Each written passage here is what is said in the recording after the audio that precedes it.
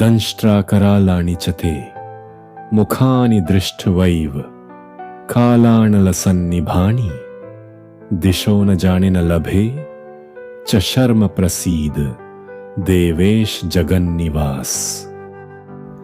हे देवेश, हे जगन्निवास, आप मुझ पर प्रसन्न हो। मैं इस प्रकार से आपके प्रलयाग्नि स्वरूप मुखोत को तथा विकराल दांतों को देखकर अपना संतुलन नहीं रख पा रहा। मैं सब ओर से मोहग्रस्त हो रहा हूँ। अमी च त्वां धृतराष्ट्रस्य पुत्राः सर्वे सहैवावनिपाल संघैः भीष्मो द्रोणः सूतपुत्रस्तथासौ सहास्मदीयैरपि योधमुख्यैः वक्त्राणि ते त्वरमाणा विशन्ति दंष्ट्राकरालानि भयानकानि केचिद् विलग्ना दशनान्तरेषु सन्दृश्यन्ते चूर्णितैरुत्तमांगैः। धृतराष्ट्र के सारे पुत्र अपने समस्त सहायक राजाओं सहित तथा भीष्म, द्रोण, कर्ण एवं हमारे प्रमुख योद्धा भी आपके विकराल मुख में प्रवेश कर रहे हैं। उनमें से कुछ के शिरों को तो मैं आपके दांतों के बीच चूर्णित हुआ देख रहा हूँ। तात्पर्य: एक पिछले श्लोक में भगवान ने अर्जुन को वचन दिया था कि यदि वह कुछ देखने का इच्छुक हो तो वे उसे दिखा सकते हैं। अब अर्जुन देख रहा है कि विपक्ष के नेता भीष्म, द्रोण, कर्ण तथा धृतराष्ट्र के सारे पुत्र तथा उनके सैनिक और अर्जुन के भी सैनिक विनष्ट हो रहे हैं। यह इसका संकेत है कि कुरुक्षेत्र में एकत्र समस्त व्यक्तियों की मृत्यु के बाद अर्जुन विजयी होगा। यहाँ यह भी उल्लेख है कि भीष्म भी, जिन्हें अजेय माना जाता है, ध्वस्त हो जाएंगे। वही गति कर्ण की होनी है।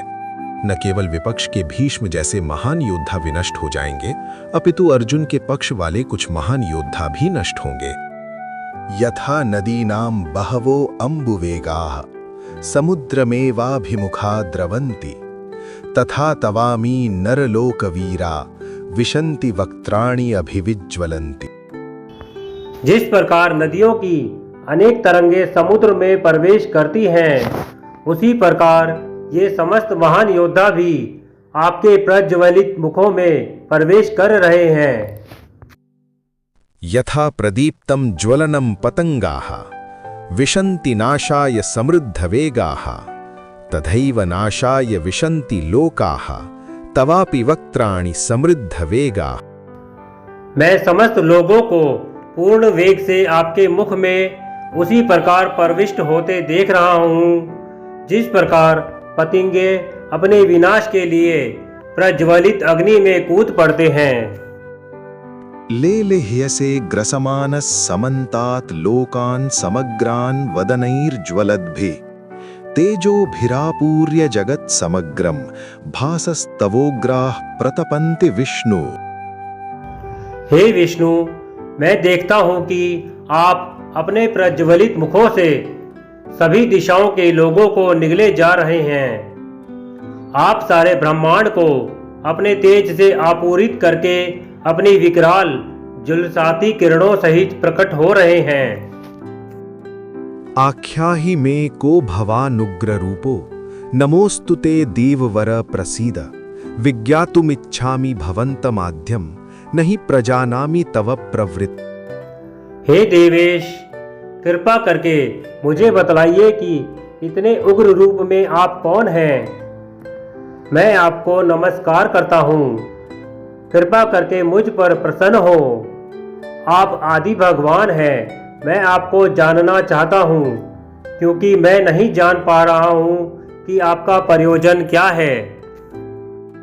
श्री भगवान वाच कालोस्मि लोकक्षयकृत प्रवृद्धो लोकान् समाहर्तुमिह प्रवृत्तः ऋतेऽपि त्वां न भविष्यन्ति सर्वे येव स्थिताः प्रत्यनीकेषु योधाः। भगवान ने कहा, समस्त जगतों को विनष्ट करने वाला काल मैं हूँ और यहाँ समस्त लोगों का विनाश करने के लिए आया हूँ। तुम्हारे पांडवों के सिवा दोनों पक्षों के सारे योद्धा मारे जाएंगे। तात्पर्य: यद्यपि अर्जुन जानता था कि कृष्ण उसके मित्र तथा भगवान हैं, तो भी वह कृष्ण के विविध रूपों को देखकर चकित था। इसलिए उसने इस विनाशकारी शक्ति के उद्देश्य के बारे में पूछताछ की। वेदों में लिखा है कि परम सत्य हर वस्तु को, यहाँ तक कि ब्राह्मणों को भी नष्ट कर देते हैं। कठोपनिषद का वचन है, यस्य ब्रह्मचक्षत्रम च उभे भवता ओदनः मृत्युर्यस्य उपसेचनम क इत्था वेद यत्र सह। अंततः सारे ब्राह्मण, क्षत्रिय तथा अन्य सभी परमेश्वर द्वारा काल कवलित होते हैं। परमेश्वर का यह रूप सबका भक्षण करने वाला है और यहाँ पर कृष्ण अपने को सर्वभक्षी काल के रूप में प्रस्तुत करते हैं। केवल कुछ पांडवों के अतिरिक्त युद्ध भूमि में आए सभी लोग उनके द्वारा भक्षित होंगे। अर्जुन लड़ने के पक्ष में ना था, वही युद्ध ना करना श्रेयस्कर समझता था, क्योंकि तब किसी प्रकार की निराशा ना होती। किंतु भगवान का उत्तर है कि यदि वह नहीं लड़ता तो भी सारे लोग उनके ग्रास बनते, क्योंकि यही उनकी इच्छा है। यदि अर्जुन नहीं लड़ता तो वे सब अन्य विधि से मरते। मृत्यु रोकी नहीं जा सकती, चाहे वह लड़े या नहीं। वस्तुतः वे पहले से मृत हैं। काल विनाश है और परमेश्वर की इच्छा अनुसार सारे संसार को विनष्ट होना है। यह प्रकृति का नियम है। तस्मात्त्वमुत्तिष्ठ यशो लभस्व जित्वा शत्रून् भुङ्क्ष्व राज्यं समृद्धं मयैवैते निहता पूर्वमेव निमित्तमात्रं भव सव्यसाचिन्। अतः उठो, लड़ने के लिए तैयार हो और यश अर्जित करो। अपने शत्रुओं को जीतकर संपन्न राज्य का भोग करो। ये सब मेरे द्वारा पहले ही मारे जा चुके हैं। और हे सव्यसाची, तुम तो युद्ध में केवल निमित्त मात्र हो सकते हो। तात्पर्य: सव्यसाची का अर्थ है वह जो युद्ध भूमि में अत्यंत कौशल के साथ तीर छोड़ सके। इस प्रकार अर्जुन को एक पटु योद्धा के रूप में संबोधित किया गया है, जो अपने शत्रुओं को तीर से मारकर मौत के घाट उतार सकता है। निमित्त मात्रम, केवल कारण मात्र, यह शब्द भी अत्यंत महत्वपूर्ण है। संसार भगवान की इच्छानुसार गतिमान है। अल्पज पुरुष सोचते हैं कि यह प्रकृति बिना किसी योजना के गतिशील है और सारी सृष्टि आकस्मिक है। ऐसे अनेक तथाकथित विज्ञानी हैं जो यह सुझाव रखते हैं कि संभवतया ऐसा था या ऐसा हो सकता है, किंतु इस प्रकार के शायद या हो सकता है का प्रश्न ही नहीं उठता। प्रकृति द्वारा विशेष योजना संचालित की जा रही है। यह योजना क्या है? यह विराट जगत बद्ध जीवों के लिए भगवान के धाम वापस जाने के लिए सुअवसर, सुयोग है। जब तक उनकी प्रवृत्ति प्रकृति के ऊपर प्रभुत्व स्थापित करने की रहती है, तब तक वे बद्ध रहते हैं।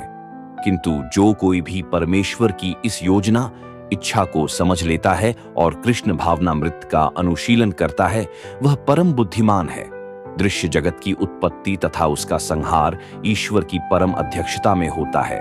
इस प्रकार कुरुक्षेत्र का युद्ध ईश्वर की योजना के अनुसार लड़ा गया। अर्जुन युद्ध करने से मना कर रहा था, किंतु उसे बताया गया कि परमेश्वर की इच्छानुसार उसे लड़ना होगा, तभी वह सुखी होगा। यदि कोई कृष्ण भावनामृत से पूरित हो और उसका जीवन भगवान की दिव्य सेवा में अर्पित हो, तो समझो कि वह कृतार्थ है। द्रोणं च भीष्मं च जयद्रथं च कर्णं तथा न्याणपि योद्धवीरान् मया हतांस्त्वं जहि माव्यथिष्ठ युध्यस्व जेतासि रणे सपत्नान्। द्रोण, भीष्म, जयद्रथ, कर्ण तथा अन्य महान योद्धा पहले ही मेरे द्वारा मारे जा चुके हैं। अतः तुम उनका वध करो और तनिक भी विचलित न हो। तुम केवल युद्ध करो। युद्ध में तुम अपने शत्रुओं को परास्त करोगे। तात्पर्य: प्रत्येक योजना भगवान द्वारा बनती है, किंतु वे अपने भक्तों पर इतने कृपालु रहते हैं कि जो भक्त उनकी इच्छानुसार उनकी योजना का पालन करते हैं, उन्हें ही वे उसका श्रेय देते हैं। अतः जीवन को इस प्रकार गतिशील होना चाहिए कि प्रत्येक व्यक्ति कृष्ण भावनामृत में कर्म करे और गुरु के माध्यम से भगवान को जाने। भगवान की योजनाएं उन्हीं की कृपा से समझी जाती है और भक्तों की योजनाएं उनकी ही योजनाएं हैं। मनुष्य को चाहिए कि ऐसी योजनाओं का अनुसरण करे और जीवन संघर्ष में विजयी बने। संजय उवाच एतत् श्रुत्वा वचनं केशवस्य कृतांजलिर्वेपमानः किरीटी नमस्कृत्वा भूय एवाह कृष्णम सगद्गदम भीत भीतः प्रणम्य। संजय ने धृतराष्ट्र से कहा, हे राजा, भगवान के मुख से इन वचनों को सुनकर कांपते हुए अर्जुन ने हाथ जोड़कर उन्हें बारंबार नमस्कार किया। फिर उसने भयभीत होकर अवरुद्ध स्वर में कृष्ण से इस प्रकार कहा। तात्पर्य: जैसा कि पहले कहा जा चुका है, भगवान के विश्व रूप के कारण अर्जुन आश्चर्यचकित था, अतः वह कृष्ण को बारंबार नमस्कार करने लगा और अवरुद्ध कंठ से आश्चर्य से वह कृष्ण की प्रार्थना मित्र के रूप में नहीं अपितु भक्त के रूप में करने लगा। अर्जुन उवाच स्थाने ऋषिकेश तव प्रकीर्त्या जगत प्रहृष्यति अनुरज्यते च रक्षांसि भीतानि दिशो द्रवन्ति सर्वे नमस्यन्ति च सिद्ध संघाः।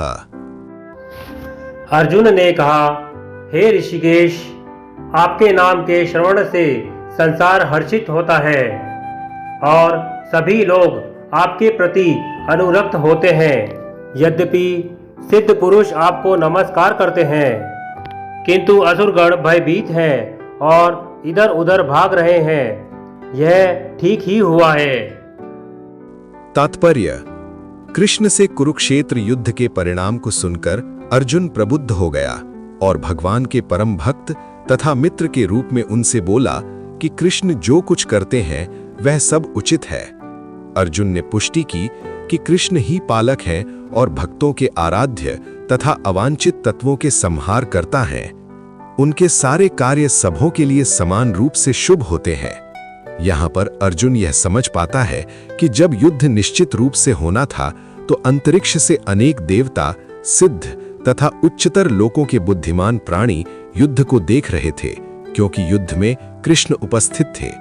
जब अर्जुन ने भगवान का विश्वरूप देखा तो देवताओं को आनंद हुआ, किंतु अन्य लोग जो असुर तथा नास्तिक थे भगवान की प्रशंसा सुनकर सहन न कर सके। वे भगवान के विनाशकारी रूप से डरकर भाग गए। भक्तों तथा नास्तिकों के प्रति भगवान के व्यवहार की अर्जुन द्वारा प्रशंसा की गई है।